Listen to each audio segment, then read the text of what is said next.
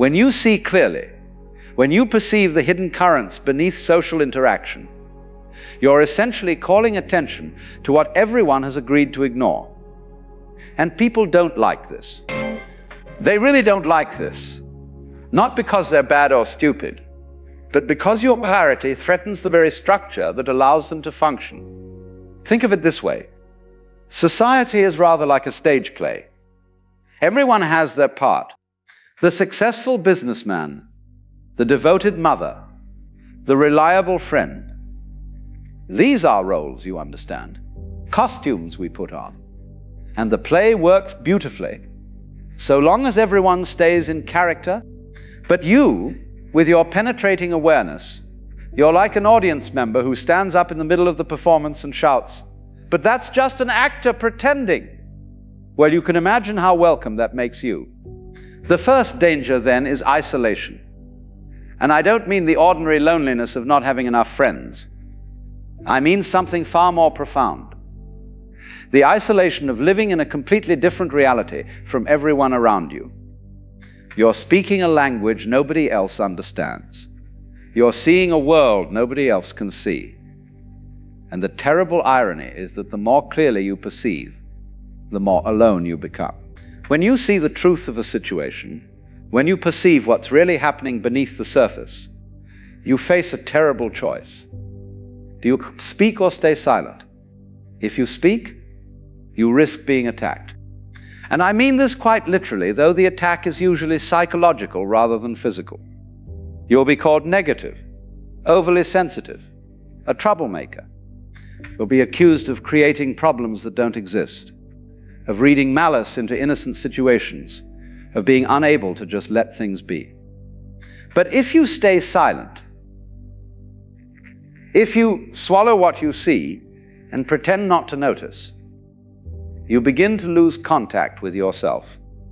Because every time you ignore your own perception, every time you accept someone else's version of reality when you know it's false, you're essentially telling yourself that your experience cannot be trusted.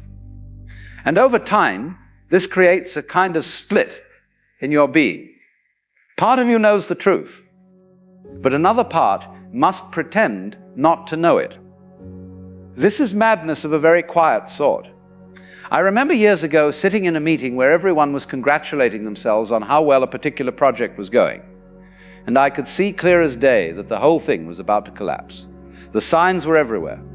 The forced enthusiasm, the avoidance of certain topics, the way people's eyes would slide away when difficult questions arose. But when I gently suggested that perhaps we should examine some concerning patterns, I was met with hostility. Not argument, mind you, not reasoned disagreement, pure defensive hostility.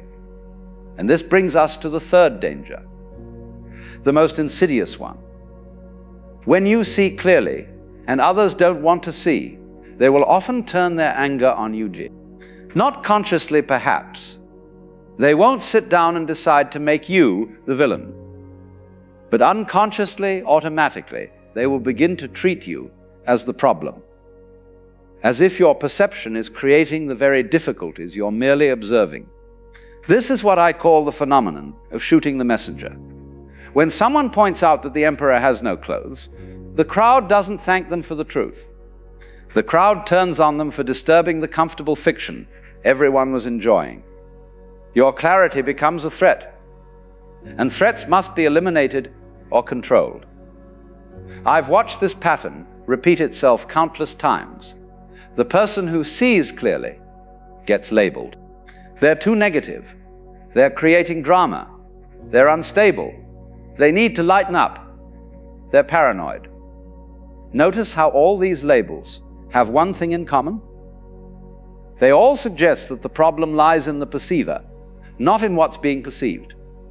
It's a brilliant defensive maneuver, really. If we can convince you that your perception is flawed, we never have to look at what you're perceiving.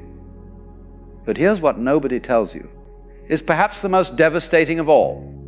When you're constantly absorbing the emotional states and hidden truths, and this isn't poetry, this is a real psychological danger.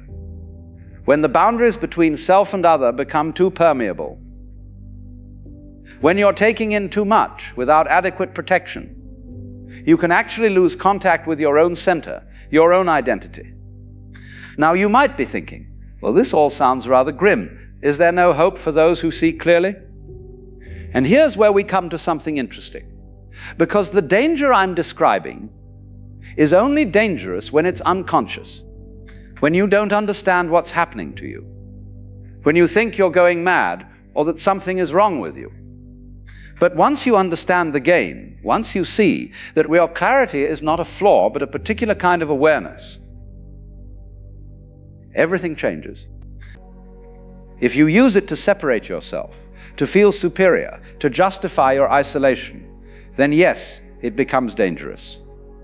If you use it to attack others for their blindness, to shame them for not seeing, to punish them for their unconsciousness, then yes, it destroys relationships and leaves you alone.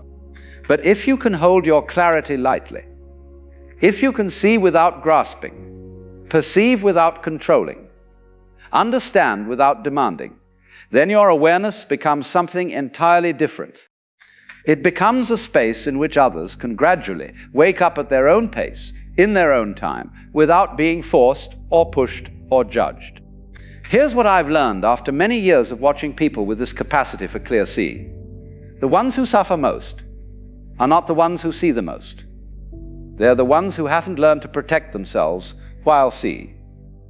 They're the ones who absorb everything without filtration, who take on every burden they perceive, who exhaust themselves trying to wake up a world that isn't ready to wake up.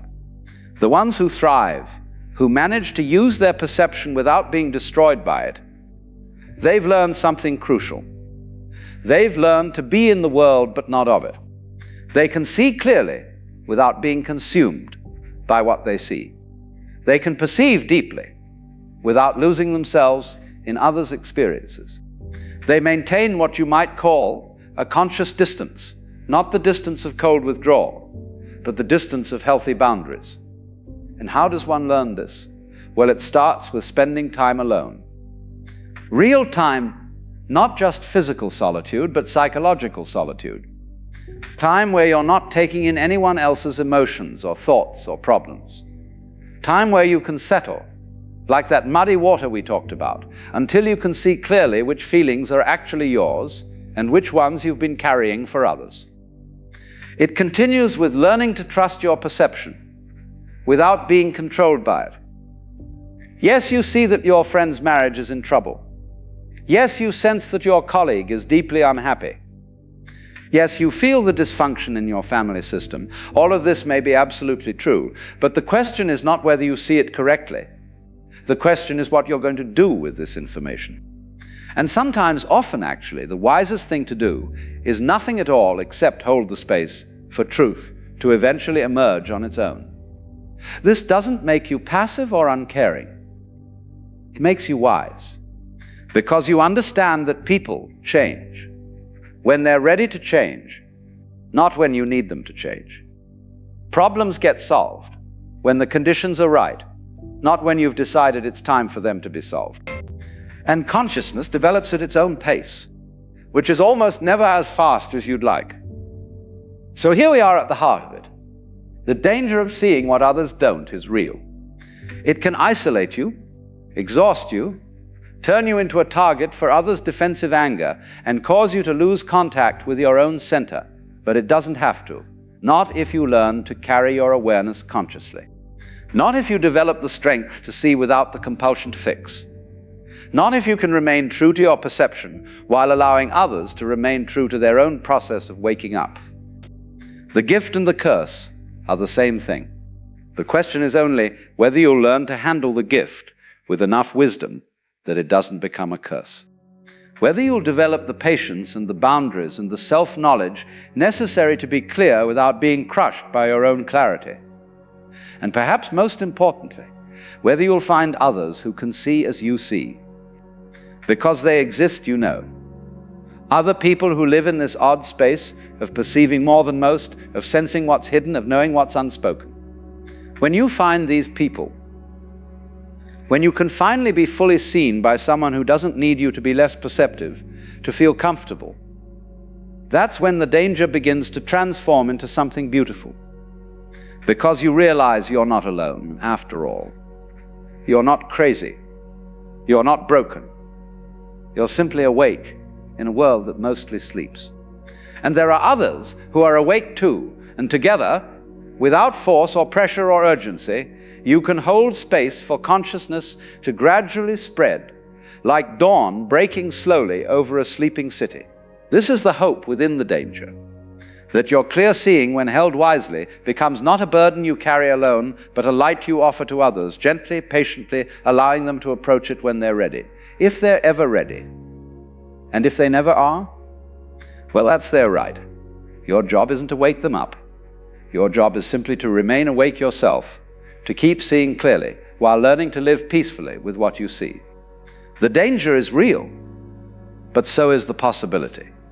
The possibility that you learn to be conscious without being consumed, that you'll see deeply without drowning in what you perceived, that you'll carry your awareness as a gift rather than a curse.